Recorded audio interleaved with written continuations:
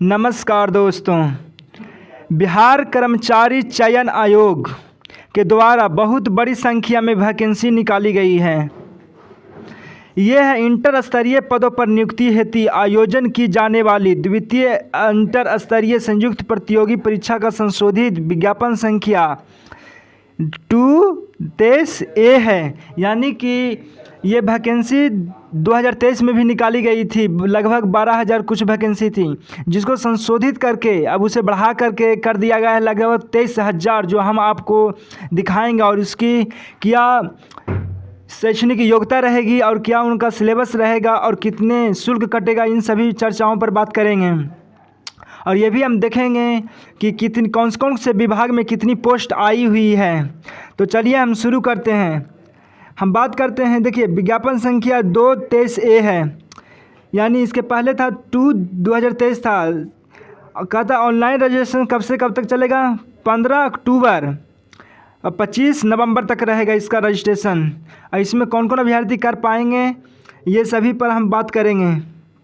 तो चलिए देखते हैं इसका। हम वैसे अभ्यर्थी जिन्होंने विज्ञापन संख्या 23 के अंतर्गत अंतिम रूप से ऑनलाइन आवेदन समर्पित किए हैं, उन्हें विज्ञापन संख्या 23A हेतु पुनः आवेदन समर्पित करने की आवश्यकता नहीं है। पूर्व से आवेदित अभ्यर्थी एवं विज्ञापन संख्या 23A हेतु आवेदन करने वाले अभ्यर्थी निम्नांकित तालिका के सभी पदों पर प्रतियोगी होंगे। यानी इसका कहना है कि जितने भी पद ये इसमें दिखाए गए उन सभी पर नए अभ्यर्थी आवेदन कर सकते हैं। जो पहले से आवेदन कर चुके हैं, यानी 2023 में ही वैकेंसी आई थी, उनको आवेदन देने की ज़रूरत नहीं है। वैसे विद्यार्थी जिन्होंने नहीं किया है आवेदन, उनको उसके लिए है, वो आवेदन कर सकते हैं। तो चलिए देखते हैं इसमें कि कहाँ कहाँ वैकेंसी आई हुई है। देखिए, निम्न वर्गीय लिपिक में लेवल 2 स्तर का है, इंटरमीडिएट समकक्ष, यानी शैक्षणिक योग्यता इसमें रहने वाली है, इंटर का ही रहने वाला है, चाहे एनी स्ट्रीम, कोई भी स्ट्रीम से हो। इनमें वैकेंसी है टोटल देखो 38 और है 13। और इसमें सबसे ज़्यादा वैकेंसी की हम बात करते हैं कौन से विभाग में निकली है। तो सबसे ज़्यादा जो बात करते हैं, देखिए आप लोग देख लीजिएगा। देखिए सबसे ज़्यादा वैकेंसी हमारा जो निकला है पंचायत सचिव।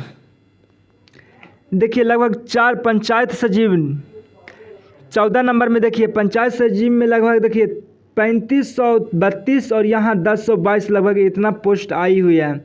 और फिर राजस्व कर्मचारी में भी देखने को मिल रहा है ताबड़तोड़ वैकेंसी एकदम, यहाँ भी सबसे ज़्यादा है, यानी पंचायत समिति सचिव से भी ज़्यादा है किसमें? राजस्व कर्मचारी में।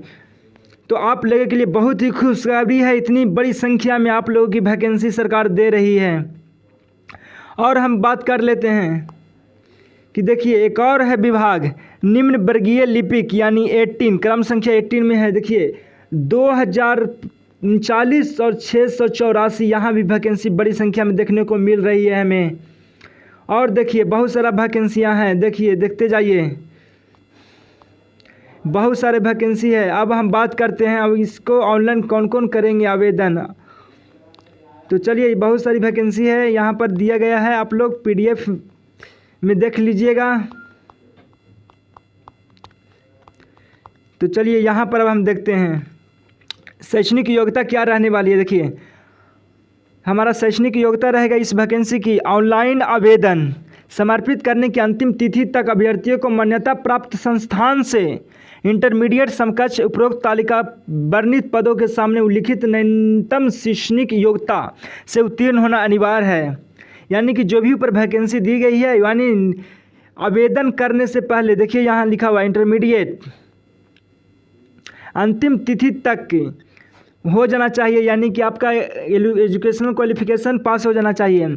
खरा इंटरमीडिएट समकक्ष योग्यता प्राप्त सरकार राज्य स्तर का बोर्ड से निर्गत होनी चाहिए। कर भारत या राज्य सरकार के किसी भी कहीं भी राज्य से अगर कहीं से भी किए हों, अगर वो बोर्ड द्वारा क्या बोल रहा है उसको इंटरमीडिएट समकक्ष भर्ती योग्यता भारत सरकार राज्य स्तर के तहत शैक्षणिक योग्यता बोर्ड द्वारा यानी कि निर्गत होनी चाहिए, यानी किसी भी बोर्ड से कह रहा तकनीकी वांछनीय योग्यता क्या है? ऑनलाइन आवेदन। देखो तकनीकी वांछनीय योग्यता में कह रहा ऑनलाइन आवेदन समर्पित करने की अंतिम तिथि तक अभ्यर्थियों को मान्यता प्राप्त संस्थान से उपरोक्त तालिका में वर्णित विभागों के सामने निम्नलिखित तकनीकी वांछनीय योग्यता धारणा करना अनिवार्य होगा। यानी कि आपको प्रूफ करना होगा कि आपने एजुकेशन क्वालिफिकेशन पास कर चुके हैं, यानी आपके पास सर्टिफिकेट होनी चाहिए। तो चलिए अब देखते हैं आरक्षण की बात ये रहेगा, ये सब पीडीएफ में आप देख लीजिएगा। आरक्षण की बात हम नहीं करते हैं, आरक्षण जो वही रहेगा। अगर बिहार के आप हैं तो आपका अस्थाई मूल निवास देना होगा। जाति कौन से आप जाति से बिलोंग करते हैं उनको देना होगा जाति। अदर राज्यों के लिए आपको स्थायी निवास की जाति प्रमाण पत्र या मूल निवास देने की ज़रूरत नहीं है, आप लोग ऐसी जनरल कैटेगरी में काउंट किए जाएंगे। आरक्षण दावा करना, अब देखो विवाहित महिलाओं की आरक्षण का दावा करने वाली विवाहित महिला जाति या क्रिमी ले रहित प्रमाण पत्र उनके पिता के नाम एवं पिता से निर्गत होना चाहिए, पता से। यानी कि जो भी महिलाएं विवाहित है उनका नाम कहाँ से, पिता के नाम से या पता से निर्गत, पिता एवं पता से निर्गत होनी चाहिए, यानी पिता का पता। क्या कह रहा है कि अगर जाति आपको प्रूफ करना हो या तो क्रीमी लेयर रही से आते हैं तो आपके पिता के नाम से बनानी होगी और पिता का पता ही दिया होगा, यानी आपके जहाँ जन्मभूमि थी यानी कि घर, पिताजी के घर, वहाँ आपका जन्मभूमि है, वहीं देना होगा। कह रहा है कि ना कि उसके पति के नाम, यानी ससुराल में है ससुराल का नहीं दे देना है, यहाँ अपने पति का निवास देना है, पता देना है, पिता का जी का देना है, पिताजी का। बोलते हैं क्या आगे है क्या हमारा, कर देखिए कार्यालय के प्रमाण पत्रों के समान समीक्षा के समय मूल रूप से प्रस्तुत नहीं करने पर आरक्षण का लाभ दे नहीं होगा। यानी आप लोग ये नहीं दावा कीजिएगा कि हम लोग यहाँ इस कैटेगरी से या इस निवास से हैं, यहाँ का पता है, तो आप लोग को नहीं दिया जाएगा, इसको प्रूफ करना ही पड़ेगा। और हम बात कर लेते हैं यदि देखिए और इसमें दिया गया हमारा, और इसकी हम सिलेबस की बात कर लेते हैं। अब हमारा सिलेबस है, देखिए एज पहले देख लीजिए आप, न्यूनतम 18 वर्ष, देखिए न्यूनतम 18 वर्ष रखा गया, अधिकतम 37 वर्ष है। अनरिजर्व यानी कि जो जनरल में है उनको 37 वर्ष दिया गया मैक्सिमम एज, और पिछड़ा अत्यंत पिछड़ा वर्ग के लिए 40 है, और अनुसूचित अनारक्षित महिला के लिए 40 वर्ष भी दिया गया। अनुसूचित जाति और अनुसूचित जनजाति पुरुष और महिला दोनों के लिए 42 वर्ष दिया गया है। और कहता सभी कोटि के दिव्यांग अभ्यर्थी को 10 वर्ष एक्स्ट्रा छूट दिया गया है, यानी ऐसे विद्यार्थी जो दिव्यांग हैं उनको 10 वर्ष सरकार ने एक्स्ट्रा छूट दिया है, ये नोटिफिकेशन में साफ साफ लिख दिया गया है। कह रहा अब जन्मतिथि कौन सा मान्य होगा, कहता आयोग द्वारा मैट्रिकुलेशन या समतुल्य प्रमाण पत्र में अंकित उम्मीदवार की जन्मतिथि मान्य की जाएगी। यानी आपका जो मैट्रिकुलेशन सर्टिफिकेट या मार्कशीट है उसी के अनुसार से आपका एज वही एज माना जाएगा, आपका वैलिड होगा। तो चलिए हम देखते हैं परीक्षा शुल्क की बात कर लेते हैं।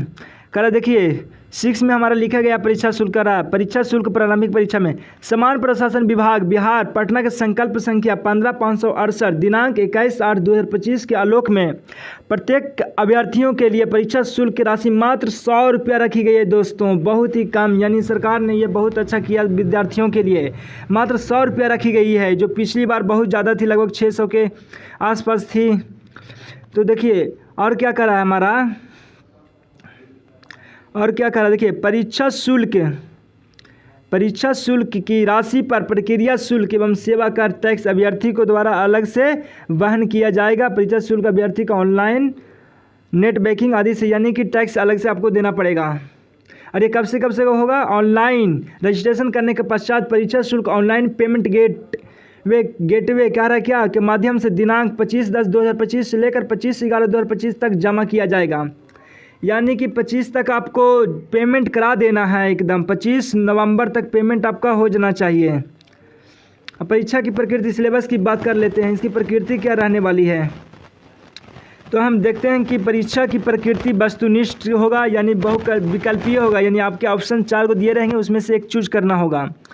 कह रहा देखिए बिहार कर्मचारी चयन आयोग परीक्षा संचालन नियमावली 2010 के आलोक में 40,000 से अधिक आवेदन प्राप्त होने पर प्रारंभिक परीक्षा आयोजित कराई जाएगी।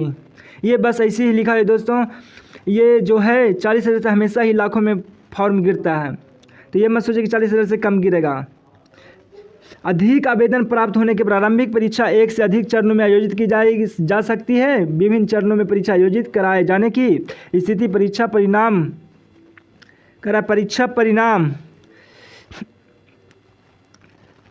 परिणाम सामान्यीकरण की प्रक्रिया अपनाते हुए तैयार की जाएगी। यानी सामान्यीकरण नॉर्मलाइजेशन प्रक्रिया होगी, यानी एक से अधिक चरणों में अगर आपका एग्जाम कंडक्ट कराया जाता है तो आपको नॉर्मलाइजेशन यहाँ पर देखने को मिलेगा। तो चलिए अब रिजल्ट कितना देगा जो देख लेते हैं हम। करा प्रारंभिक परीक्षा वस्तुनिष्ठ प्रकृति की होगी। प्रारंभिक परीक्षा के माध्यम से कोटिवार उपलब्धियों रिक्तियों के 5 गुना संख्या के बराबर अभ्यर्थियों को चयन मुक्त परीक्षा के लिए किया जाएगा। दोस्त बता दें कि हम यानी कि जितनी भी टोटल वैकेंसियाँ है उसकी 5 गुना मेंस के लिए बुलाया जाएगा, यानी मुख्य परीक्षा के लिए बुलाया जाएगा। मुख्य परीक्षा हेतु देखिए विज्ञापन प्रकाशित किया जाएगा, जो मुख्य परीक्षा हेतु विज्ञापन अलग से प्रकाशित किया जाएगा। और क्या अगर देखिएगा समान अंक प्राप्त करने वाले विद्यार्थियों को जन्मतिथि के अनुसार अधिक उम्र वाले विद्यार्थियों को मेधा सूची में ऊपर रखा जाएगा। यानी कि अगर किसी का अंक समान हो गया तो जिनकी एज ज़्यादा है उसको ज़्यादा वरीयता दी जाएगी। इसी प्रकार समान अंक एवं समान उम्र होने पर अभ्यर्थी के नाम और अंग्रेजी वर्णमाला के आरोही क्रम में उन्हें मेधा सूची में रखा जाएगा। यानी कि अगर उनका एज और नंबर दोनों सेम हो गया तो क्या कैसे होगा, तो फिर उसकी नाम देखा जाएगा इंग्लिश में अल्फ़ाबेट के अनुसार से, फिर उसको रखा जाएगा। जो आगे आएगा अल्फ़ाबेट के अनुसार उसको ज़्यादा वरीयता दी जाएगी, यानी उसकी वरीयता दी जाएगी। अब कहता है क्या हमारा सिलेबस रहने वाला है, देख लें। अब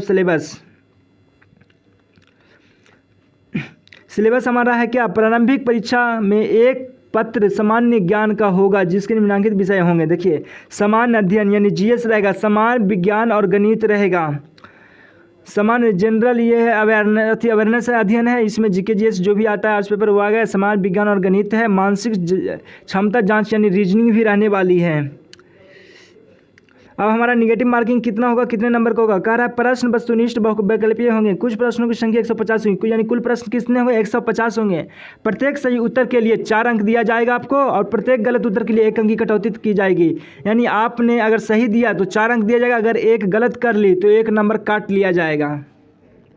यानी प्रत्येक गलत उत्तर पर 1 नंबर की कटौती की जाएगी। जो अगर हिंदी अंग्रेजी के प्रश्न पत्रों में कोई भिन्नता होती है तो अंग्रेजी प्रश्न पत्र मान्य होंगे। यानी अगर हिंदी और अंग्रेजी में अगर कोई भिन्नता पाई जाती है यानी कि गलत सलत, तो अंग्रेजी में जो अगर सही लिखा हुआ है वही वैलिड होगा। यानी अंग्रेजी में यानी कि अंग्रेजी का ही वैलिड माना जाएगा, अंग्रेजी में जो क्वेश्चन पेपर होंगे वही। अब देख लेते हैं हम लोग अब क्या क्या रहने वाला है हमारा सिलेबस प्रारंभिक परीक्षा हेतु देखो समान अध्ययन में इन प्रश्नों का उद्देश्य अभ्यर्थी के आसपास वातावरण के सामान्य जानकारी होनी चाहिए। समाज एवं उनके अनुप्रयोग संबंधी उसे योग्यता जांच करना होगा। वर्तमान घटनाओं और दिन प्रतिदिन घटनाओं सूक्ष्म यानी कि आपके करंट अफेयर्स भी रहेगा। उन्हें प्रति विज्ञान दृष्टिकोण से मामलों की जानकारी संबंधी है तो ऐसे प्रश्न दिए जाएंगे जिससे विशेषज्ञ व्यक्ति अपेक्षा की जाती है। यानी ऐसे भी प्रश्न पूछे जाएंगे जिससे आपको जांचा जाएगा कि आप शिक्षित व्यक्ति हैं कि नहीं है। जो फिर कहता है भारत और उसके पड़ोसी देशों से संबंध हेतु पूछे जाएंगे। यानी कि अंतर्राष्ट्रीय रिलेशन पूछा जाएगा, जो अंतर्राष्ट्रीय संबंध होते हैं उस पर ही करंट अफेयर्स भी बनाए मिलेंगे, आपको देखने को क्वेश्चन मिलेगा। समसामयिक विषय विज्ञान प्रगति, राष्ट्रीय और क्या अंतर्राष्ट्रीय पुरस्कार भी, भारतीय भाषाएं, पुस्तक, लिपि, राजधानी, मुद्रा, खेल, खिलाड़ी, महत्वपूर्ण घटनाएं पूछे जाएंगे। जो भी इंपॉर्टेंट घटनाएं हैं, इवेंट्स होते हैं, जो भी अति अभ्यास जो भी हो गया, एक्सरसाइज जो अभ्यास होते हैं, जो भी सब आपको पूछे जाएंगे। अब भारत एवं पड़ोसी देशों में क्या है, पड़ोसी देश के इतिहास, भारत का इतिहास, संस्कृति, भूगोल, आर्थिक परिदृश्य, स्वतंत्रता आंदोलन और ये समुदाय का विकास, ये सभी है दोस्त। ये सभी सिलेबस दिया गया है, आप लोग सिलेबस देख लीजिएगा। गणित में भी क्या है PDF में मिल जाएगा आपको। देखिए यहाँ पर ये सभी दिया गया है। देखिए यहाँ एक बार और हम सतर्क कर दें कि ऑनलाइन आवेदन प्रारंभ करने की तिथि है 25 अक्टूबर 2025 से है, 15 अक्टूबर 2025 से। इसकी लास्ट होगी 25 नवंबर 2025 तक। देखिए कर परीक्षा शुल्क जमा और ये अंतिम आवेदन की सबमिट करने का फाइनल डेट है हमारा 27 नवंबर 2025 है। आवेदन में के समय में आपको क्या क्या लगने वाले हैं जो हम देख लेते हैं। क्या कहता है, मैट्रिक का अंक एवं मूल प्रमाण पत्र, यानी कि मार्कशीट और सर्टिफिकेट दोनों आपके पास होनी चाहिए।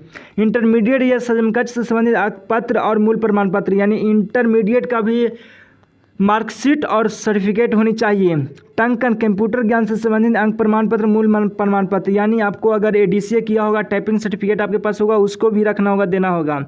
यानी कुछ पदों के लिए ये है अति सर्टिफिकेट टाइपिंग और कुछ पदों के लिए नहीं भी है। अस्थाई निवास, जो भी अपना बिहार के मूल निवासी हैं उनको अस्थाई निवास प्रमाण पत्र देना होगा।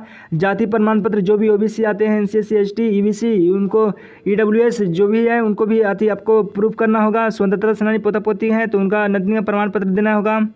विवाहित प्रपत्र में संविदा नियोजन संबंधी अनुभव प्रमाण पत्र देना होगा। अधिकतम उम्र सीमा छूट संबंधी प्रमाण पत्र देना होगा। अगर आपकी रिलैक्सेशन चाहिए एज में तो उसका आपको प्रमाण पत्र देना होगा। तो टोटल हम वैकेंसी अब दोस्तों बात कर लेते हैं। टोटल वैकेंसी जो आपकी बढ़ाकर कर दी गई है कितना, जो हम आपको दिखाने वाले हैं। देखिए कितनी बड़ी संख्या में मिली है वैकेंसी, 23,175 टोटल कुल पदों की संख्या देखिए 23,175 है एकदम। देखिए कितनी बड़ी संख्या में वैकेंसी देखने को मिली है। आप लोग मेहनत करते रहिए और इस पर बहुत वैकेंसी है। आपकी बेस्ट ऑफ लक कि अब जल्दी से अच्छे से तैयारी करके आप जल्दी से जल्द ही ले लीजिए जॉब और अपनी लाइफ सपनों को पूरा कीजिए। तब तक जय हिंद। वीडियो अच्छी लगे तो चैनल को सब्सक्राइब, शेयर और लाइक ज़रूर कीजिएगा।